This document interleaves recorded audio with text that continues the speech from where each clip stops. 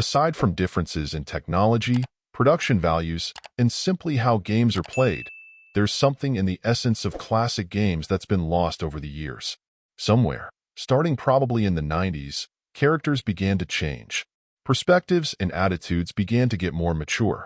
And in many cases, classic heroes were replaced by anti-heroes and characters with darker complexities. There's just an optimism and even naive essence of being a hero that became less commonplace. Out of all the things that 8-Bit Adventures 2 features, turning back time, I think that's what I appreciated seeing make a return the most.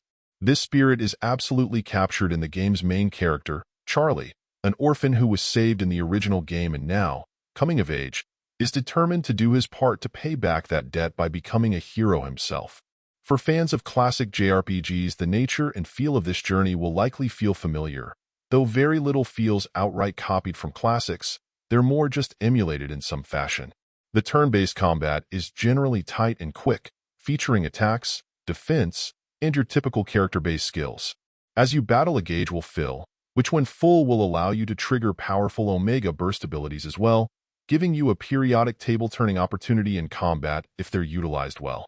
As your party grows, you'll then also be able to mix and match your combat crew, and with the right combinations, you'll then be able to utilize even more powerful combo and even trio attacks as well. Despite being pretty old school and traditional overall, there's no doubt that the game's combat is handled well, and it helps keep the experience from feeling stagnant. Throw in some great tunes, a look that may generally fit the classic 8-bit mold but still regularly has surprising visual flourishes, and a story with some odd beats and an unusual nemesis, and you've got a game that consistently stands out as being pretty unique.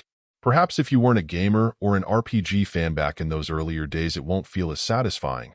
But for me, it was a pleasant surprise, truly feeling like an experience that could have fit in nicely as a contemporary of titles from that era. If you've been looking for a game with loads of heart, this is one that delivers.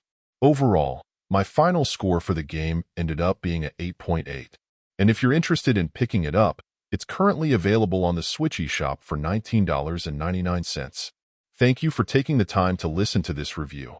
And if you'd like more information or ideas of indie games worth checking out on Switch, be sure to click on the link provided in the description. Until next time.